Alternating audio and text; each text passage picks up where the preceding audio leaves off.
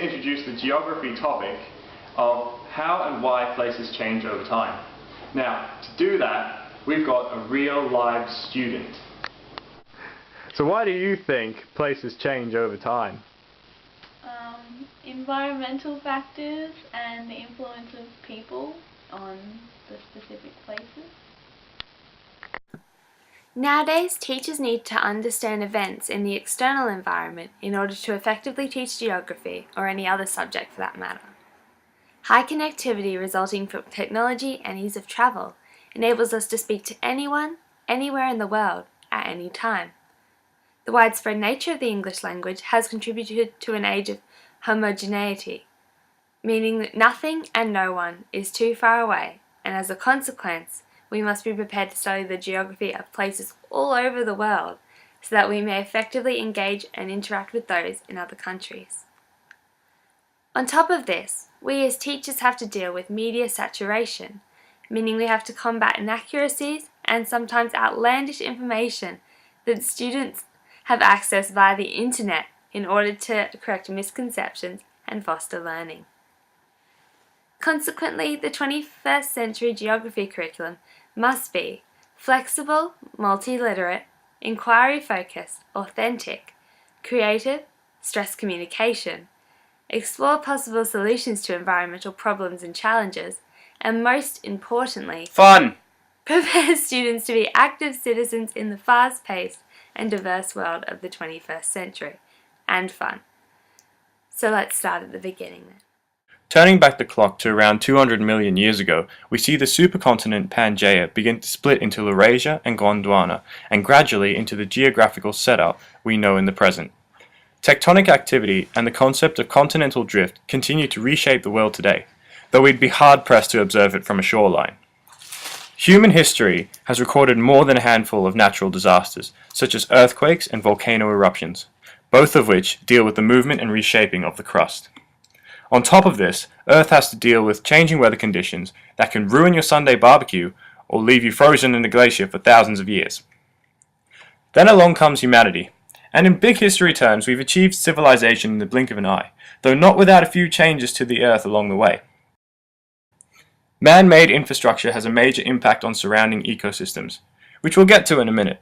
For now, we can separate the reasons for change into two categories: natural and human.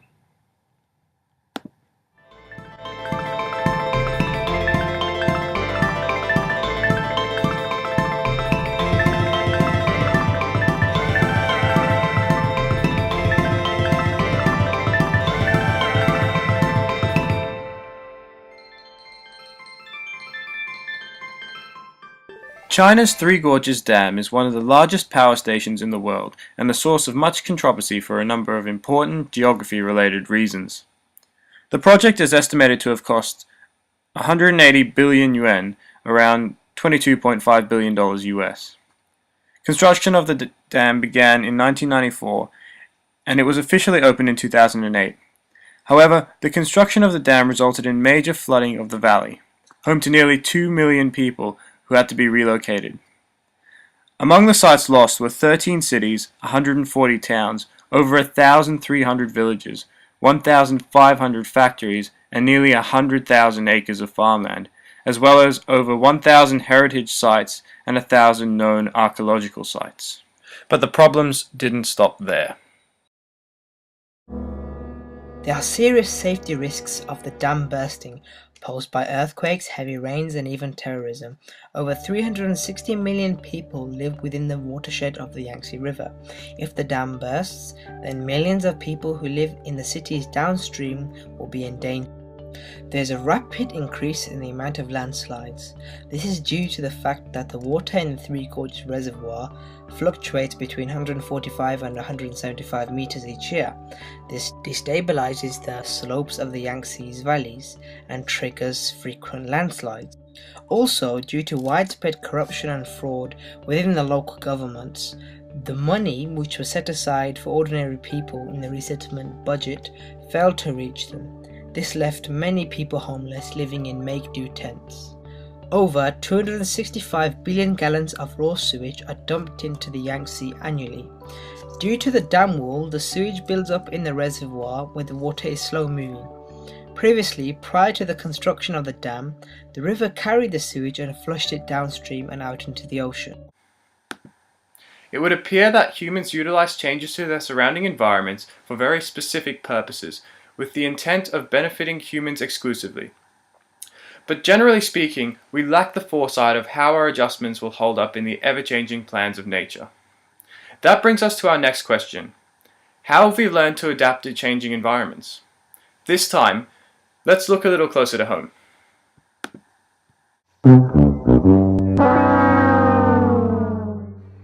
Settlement in the Gold Coast area started in the late 1800s, and much of the foreshore land was subdivided in the early 1900s, well before the environmental impact was known. For the most part, beaches at the Gold Coast did not seem to experience extreme conditions. Thus, it is easy to see how early British settlers built on the surrounding sand dunes, as no information existed at the time to warn them about the potential cyclonic erosion that would eventually occur. The small coastal settlements gradually merged into a continuous ribbon of early tourism-based development, stretching north from Coolangatta on the Queensland-New South Wales border to the main beach at the north. As the area developed, erosion became an increasing problem. Historic records of beachfront show that cyclones caused severe erosion, particularly in 1936 and 1954. Even after these cyclones, recovery of the beaches occurred relatively quickly.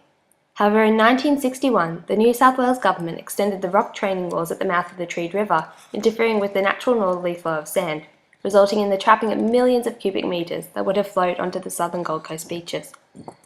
Prior to the training wall, large offshore shelves existed that protected the beaches in this area.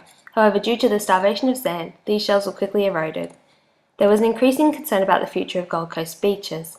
So in 1964, the Delft Laboratories in Holland were commissioned by the Queensland Government to advise on a major coastal engineering study of the Gold Coast beaches. Then in 1967, disaster struck. The Gold Coast, they call it. 15 miles of beachfront on the Queensland coast. But it took only 1 week of pounding waves, whipped up by 70-mile-an-hour gale-force winds, to remove all the glitter from this famous playground. Relentlessly, the breakers ate away the sand, undermined holiday homes, luxurious guest houses, and modern flats. Promenades crumbled and disappeared in the swirling foam. Some homes toppled, disintegrated to become flotsam. More than 1,000 teenagers, housewives, business people, and tourists joined forces in the battle against Mother Nature in her most savage mood. Hundreds of trucks, bulldozers, and other earth-moving vehicles are employed in the desperate battle to stem the erosion.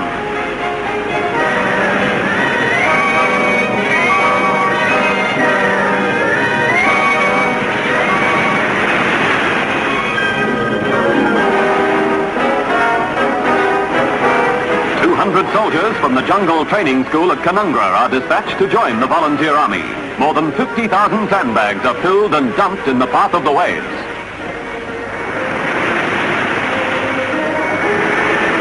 These ramparts were reinforced with old cars and trucks, and when the gale winds subsided, the high tides extended the devastation. It seemed inevitable that the Gold Coast was doomed. A preliminary estimate of damage along the 15-mile stretch was $5 million. Many believe the final count will be far in excess of that staggering figure. But no sooner had the seas dropped when the task of restoring the beachfront had begun.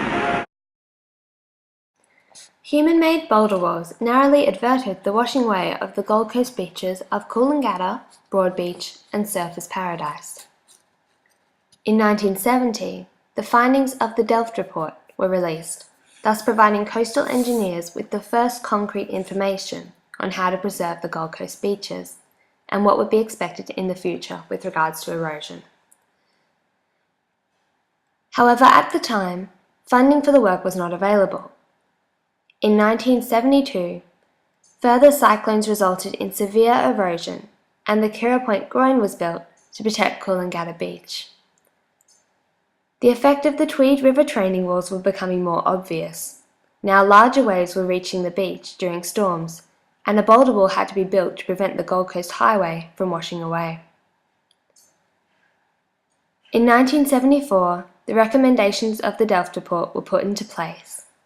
With 1.3 million cubic metres, pumped into the northern beaches from the Nerang sand reserves. Another 2,050 cubic metres were pumped into Palm Beach, and further sand was pumped onto Kira Beach.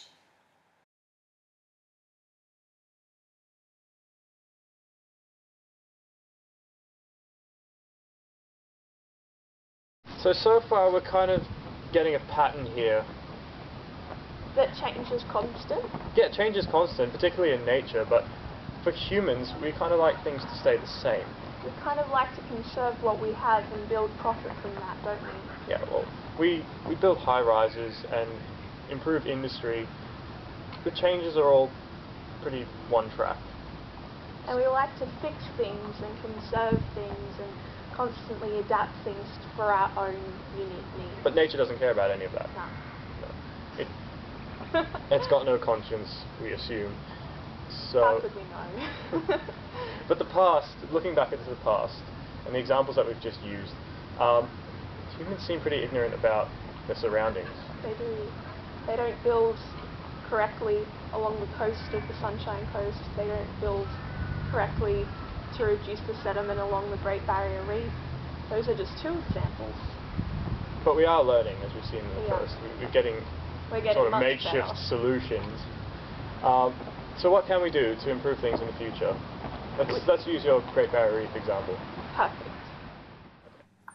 The Great Barrier Reef we see today is about 12,000 years old, and for most of that time there's been minimal human presence. Around 1850, European settlers began populating and developing the Queensland coastal strip along the inner boundary of the Great Barrier Reef. During that time, human settlement has impacted the Great Barrier Reef.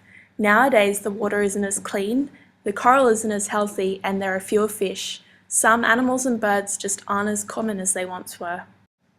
Scientists estimate that 48% of the damage to the Great Barrier Reef is due to storm damage.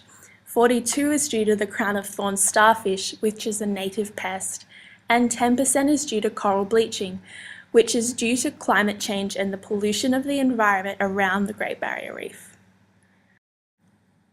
It is due to these cumulative impacts that the reef is under threat. The Great Barrier Reef has adapted and evolved to recover from storm damage, but not the massive amount of damage produced by the crown of thorns starfish. The first outbreak was in 1962. The wave of starfish starts just north of Cairns and swarms south over a period of 10 years. This cycle is recurring and is a continuing issue that needs to be resolved. It's been predicted that by the year 2030 that all coral reefs in the world might be dead. Here I will explain the process of coral bleaching. Coral is made up of a plant part and an animal part. The animal part is the multi-tentacled polyp. It in turn is covered in plants, single-celled algae called zooxanthellae. Using photosynthesis, the zooxanthellae supply sugars and give the coral its colour. If the ocean heats up due to global warming, the zooxanthellae produce too much oxygen, which starts to poison the animal part of coral. As a preservation response, the coral spits out the zooxanthellae, but then loses its food supply, turns white, can die, and even crumble away.